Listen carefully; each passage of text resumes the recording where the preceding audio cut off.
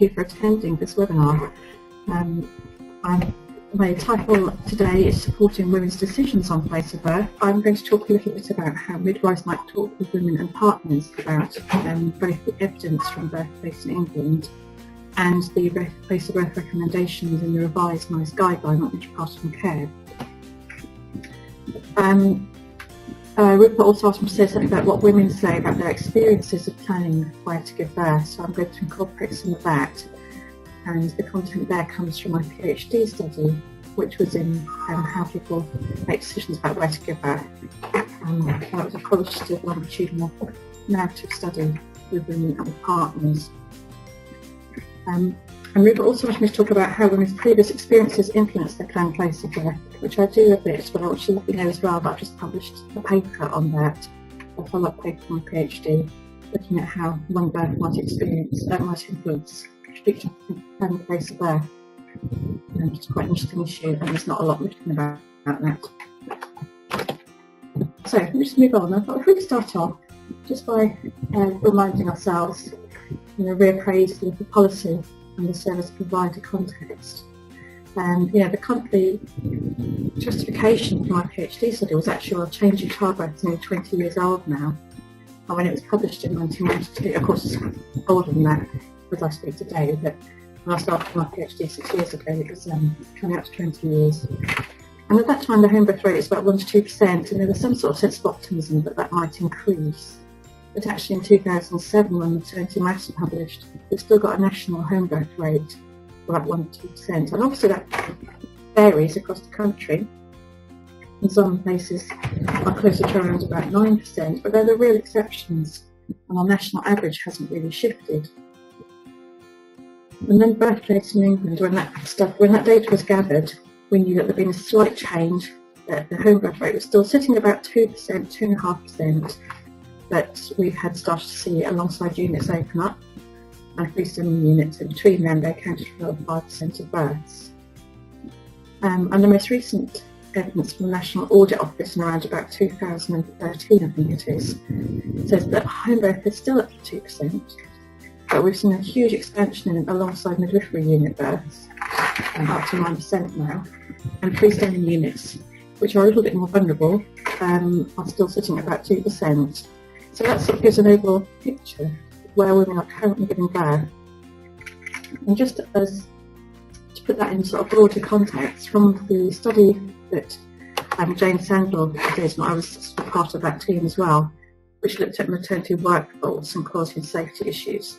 That study identified for the first time that actually about 45% of women are eligible for birth in low-risk care settings at the end of pregnancy. I'll just pop that in there so we can think about the relative mismatch between the number of women who could give birth in a non-obstetric unit setting and the number that actually do.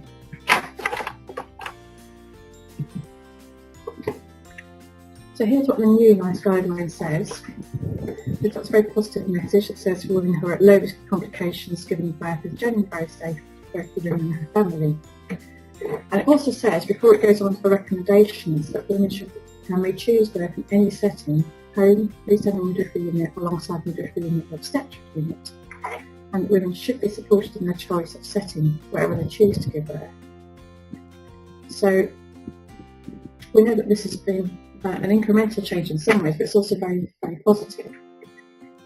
And the advice then goes on to say it advises, get the right wording, that multips who are expecting their second, third or fourth babies who are at low risk are advised to plan birth at home or midwifery-led unit, and that's particularly suitable for them because the rate of interventions is lower than the obstetric unit, and the outcome of the baby is no different compared with an obstetric unit. But the women expecting their first baby who are also at low risk of complications are advised to give birth in a midwifery-led unit, freestanding or alongside. So it stops short of advising home for nulliparous women, even if they're low risk, because of that slight increase in perinatal adverse outcome in that group. But I think also what's radical about this guideline is for the first time it's not recommending hospital obstetric unit birth for women at low risk complications. That's quite a big change really.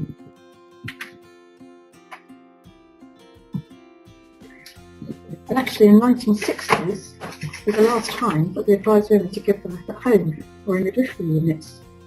Midwifery units that have been around for a very long time, they just went out of fashion for a while really. I think it's really worth remembering that, because in the 1960s we had quite different perinatal mortality rates, different practice around home birth, different access, different client group, women getting pregnant at different points in their lives. So women's memories of that time have been passed down to generations, and some women will now see home birth as being something quite old-fashioned and not for the modern world.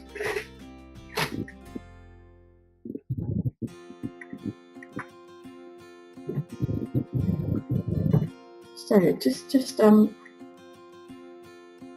tell you a little bit about the piece of work that I've done over the last couple of years. Can I just interrupt for 2 minutes? Would you be able to come a little bit closer to the mic? I think some are struggling to hear. Can I just, of course. If you, yeah, and then if you raise your voice a little bit, I think we've just got some people on not so strong audio. That's all. Okay, apologies. Is that? That's good. Just one more bar up. That would be great. Okay. I'll go for that. This is just an introduction to the piece of work that I've done in the last couple of years, which is built on my PhD work.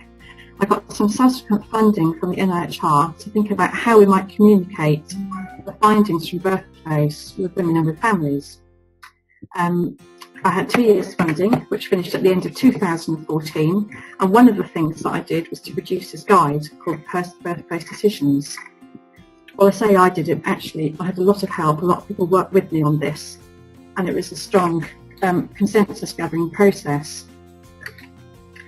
And the aims of this guide were to communicate findings from the Birthplace cohort study with women and with partners, and actually with clinicians as well.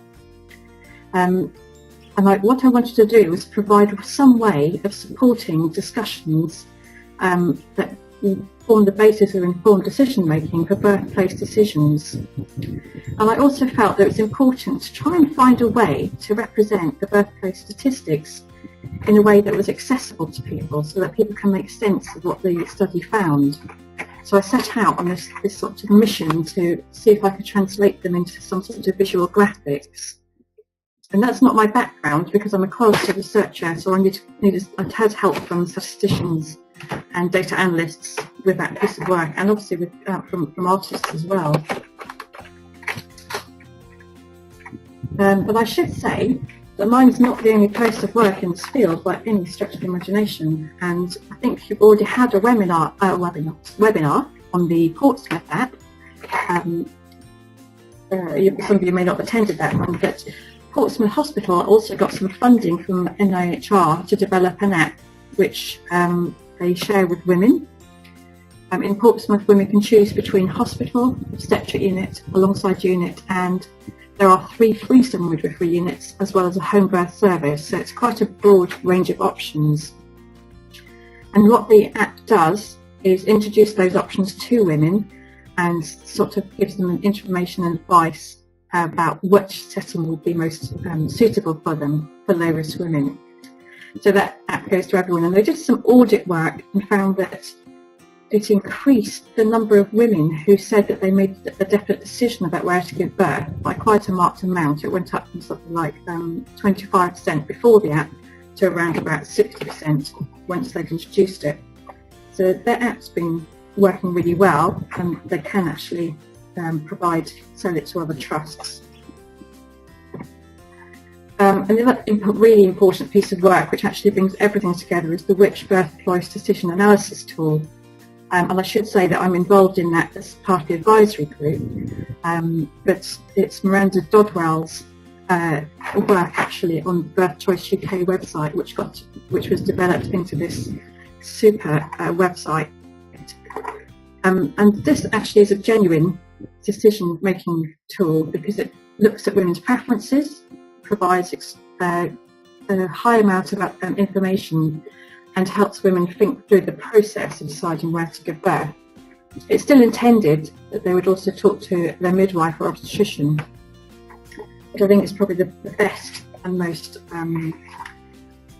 robust tool that's available at the moment, and it's updated every year with HERS data, so the information is very up to date and live. So why this and why now? Well, a lot of things happened around about the time that Birthplace was published, which was 2011, and so this evidence from Birthplace was moving into the public domain, and I should see there's a lot of work being done to seek consensus amongst the Royal Colleges, but not a lot was being said about how we would talk to women about this, and it made me a bit concerned that the information would not be shared with women. And at the same time, there was the, well, just before that, there was the white paper, which put nothing about me without me into health policy. And I really felt that, you know, maternity care has got such a record of doing effectiveness research with women. It's led the field, it initiated the Cochrane studies, but we just don't get there with sharing up-to-date, evidence-based information with women. We lag behind so many other specialties in this, which is quite surprising. So I wanted sort of to start thinking about that and to think about whether or not some of the initiatives in other areas, such as public health or cancer care, could be translated into maternity care.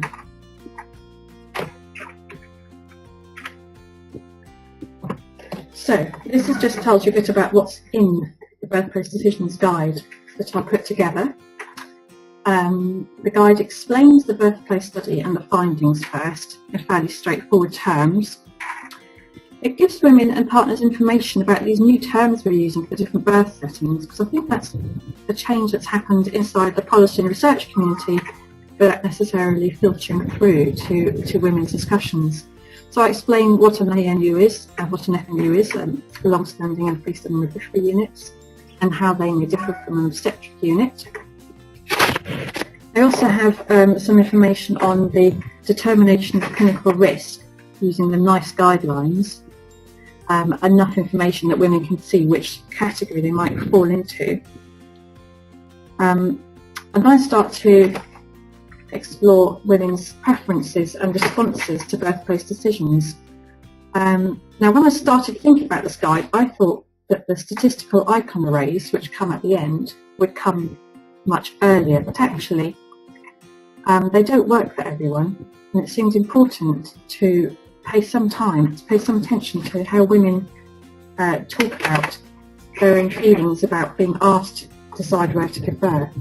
And for this I drew on evidence from my PhD study and on the consultative work that I was doing. In the course of that, I was speaking with women who were having antenatal teaching, who were just at the end of their pregnancies and going through classes. I talked to MSLCs, I talked to the NCT quite a lot, and sort of got feedback about what would be useful and what women's feelings were. And I asked a cartoonist to try and put some of that into a sort of cartoon format for me. And then what happens is that after that point, I present the Birthplace findings as icon arrays, which I'll come to in a minute, in the logic and order of the Birthplace cohort paper. So I start off with the main outcome, which is the perinatal or baby outcome, and then I look at the outcome for women, the secondary outcomes, and then I added in some information about extra resources and links where they might go for more information. So my overall idea was that this is something that women could read before they talk to a midwife or an obstetrician. They could talk to their partners or their friends or families or anyone else they might want to discuss this with. They could think through their own ideas and then use that to help inform a clinical decision-making in a session. So this is just a couple of examples for you, in case you haven't seen the full decision support aid.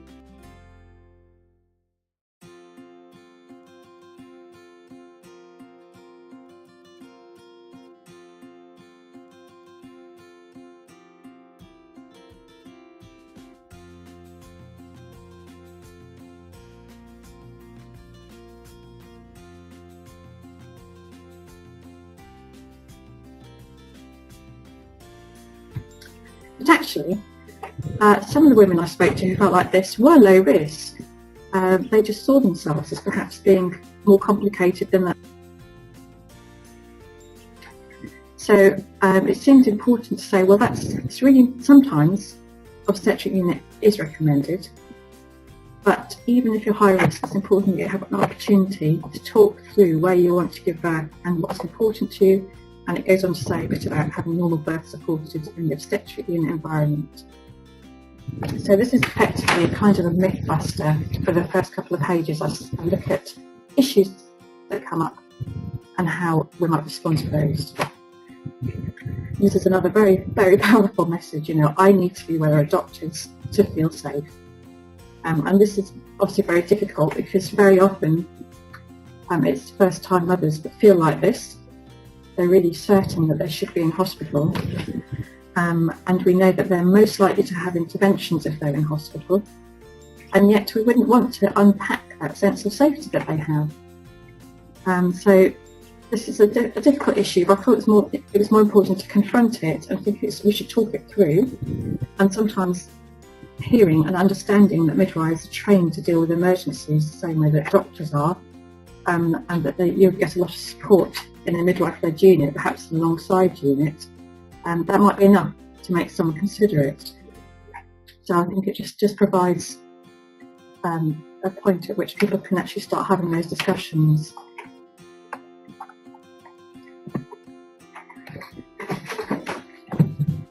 So moving on now to the icon arrays, which I mentioned. Now these came about after, well, it took a good 18 months to develop these. And what you see in front of you is two different icon arrays. On the left-hand side, it's perinatal outcome for first babies, and on the right-hand side, perinatal outcome for second, third, or fourth babies. Each of these grids has got 1,000 dots in them. The green dots show, the baby that's had a safe, healthy outcome. The blue dot shows where there's been some sort of a problem, so the baby's had an adverse outcome. And if you can see, it's also separated by the 4 different settings. So if we look at the first one on the left-hand side, first baby, planned birth and obstetric unit, 995 babies out of 1,000 will have a straightforward, healthy birth. 5 babies out of 1,000 will run into some sort of problem. And that's quite important because people often assume that they're in hospital, they're immune from this happening. So it's really important to establish that as a baseline, that even in hospital, even in a healthy low-risk pregnancy, 5 babies out of 1,000 will have an adverse outcome. And then below that is the alongside midwifery unit, which is exactly the same, 5 babies per 1,000 affected. So there's no difference actually between obstetric unit and alongside unit for perinatal outcome. Beneath that is a freestanding midwifery unit, again exactly the same. And then in the bottom grid is the planned birth at home, first mothers, showing that now 9 babies out of 1,000 are affected with an adverse outcome and 991 babies are born healthy. So this brings together the absolute risk of an adverse event happening, the relative risk, because you can see that 5 goes up to 9, so it virtually doubles, and also the overall context, the sort of the likelihood of something happening, it's visually displayed. And you can then see exactly the same information on the second, third and fourth time babies, but this time the perinatal outcome is either 3 per 1,000 or 2 per 1,000. It's low everywhere and there's no statistical difference between any of the settings. And if I take you back, to the first baby, planned birth at home, you'll see that I've outlined 4 out of 9 babies with an orange outline, and that's to highlight how many more babies would be affected if birth were planned at home rather than freestanding alongside or the obstetric unit. So that's the basis of the icon arrays for perinatal outcomes. And then maternal outcomes, which there are several different ones within the guide, but I've got here normal birth. So this shows a woman's icon. These are in percentages, so there are 100 women figurines for each one. And it's the same principle. So first baby on the left-hand side, second, third, fourth on the right. Normal birth is using the Maternity Care Working Party definition of normal birth, which was calculated by Birthplace. So you can see, which is actually quite shocking, that less than half women having a first-time baby in hospital will have a normal birth. And you can see how that goes up. So it's 62% in the alongside midwifery unit, 70% in freestanding, and 67% at home. So of course, Birthplace was analysed on the basis of intention to treat. So some women were transferred, about 45% of first-time mothers are transferred into hospital. So here we're seeing the effect of those transfers, bringing down the normal birth rates. But then by comparison, if you look at second, third and fourth baby, normal birth is higher for all women. So even in obstetric unit, about 70% of second, third and fourth low risk member women will have a normal birth, and it goes up to in the 90s for all the other settings. And then I think that's the final icon array. There are more in the guide, but this shows this intrapartum cesarean section by parity. And I'd just like to flag up that in Birthplace, if women had a planned cesarean, they were excluded. So Birthplace data can only show intrapartum cesarean section or emergency cesarean sections. But it's a really interesting comparison, I think. Again, on the left-hand side, we're looking at women expecting their first baby. If they plan to have birth in an obstetric unit, the cesarean rate is 16%. If they plan birth in a alongside unit, it's 8%, so it's halved, and the same for FMU. And if they plan birth at home, it's 9%. So any non-setting, there's quite a significant reduction in the likelihood that a woman will have a cesarean section. And of course, a cesarean section in the first birth is likely to be a cesarean in a second or subsequent birth as well, and would rule out giving birth in a non-hospital setting for any subsequent pregnancy. And then for women expecting a second, third and fourth babies, this shows the likelihood of cesarean if they're planned in a birth in an obstetric unit to be just 5%, which is important. And in other settings, it's very, very low. It's about 1%. And the reason I flag that up as being important is because a lot of the time we're tending to encourage low-risk multiparous women to give birth in non-hospital settings. But these women already have quite a low intervention rate. So it's great for them that they have the opportunity to give birth in these other settings, but it won't have a great deal of impact on our overall cesarean rate, because the women who are influencing that are first-time mothers primarily. So that's a bit about the guide. Excuse me, have a bit of water. And I just thought I'd just talk a little bit. I hope we'll have some questions and discussion in a minute as well. I just wanted to talk about the fact, the issues and responses that I've had to this. So since it was published at the end of December in 2014, there's been a lot of interest in that. And I've had contact from NHS trusts, from doulas, from MSLCs, from NCT, and lots of social media discussion, people wanting to look at it and perhaps use it. And just last week I heard that it's gone on the NHS Choices website, which I'm really, really proud of. But it's fair to say that I know from the consultation that not all women want this degree of information or find it useful. So I see this as a starting point, as a way of thinking about how we might talk to women about place of birth, but I don't expect that it's right for everybody. And I've put in there, it's out there, but it's not very nice. And that this refers to a difficulty that NICE have used Birthplace and also a Norwegian study by Blix et al. To calculate the figures for their implementation tables. So at the moment, all trusts are asked to use the NICE implementation tables, which have got slightly different figures, and they're figures in out of 1,000 for outcomes. So this Birthplace decision guide is slightly different from the NICE implementation, which is causing a bit of a problem in terms of uptake for trusts. I think as well, I mean, I've always intended that this is a starting point. It's not perfect by any means.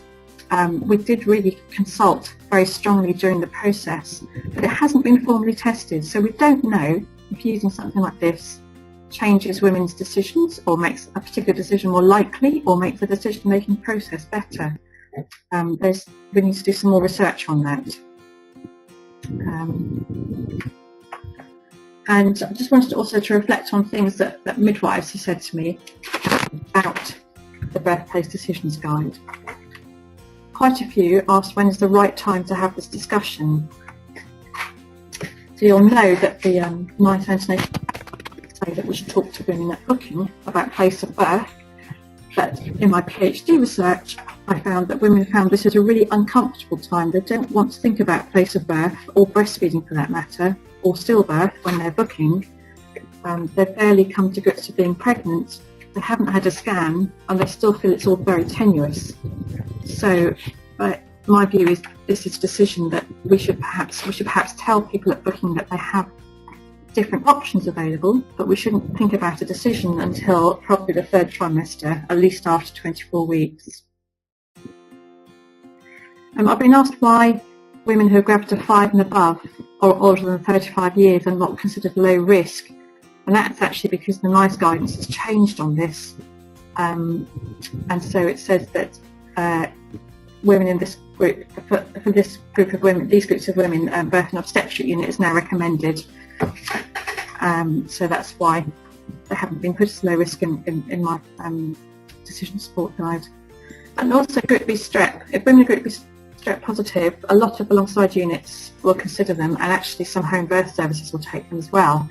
But NICE still says this is an indication for obstetric unit birth. And because my guide is based on Birthplace, which joined NICE, I've kept consistency with that. And I've also had practical questions like, where can I get it? Can I use it? Can I use bits of it but not all of it? To which the answer is it's available through PDF, and people are very welcome to use as much or as little bit as they want, but it can be printed freely as long as it's not sold for financial gain.